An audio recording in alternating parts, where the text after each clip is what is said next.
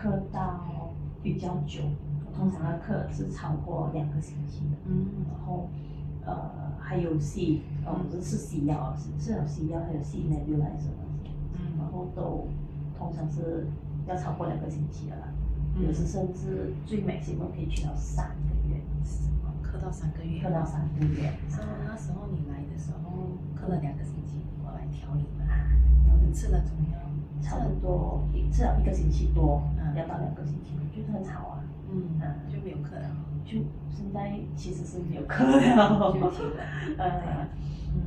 身体有没有觉得没有这样热？有觉得没有这样热，然后鼻塞也没有这样严重，只是 daytime 是没有鼻塞的问题。了解。也是比较好睡觉哦。睡觉也比较好了。有睡觉比较好。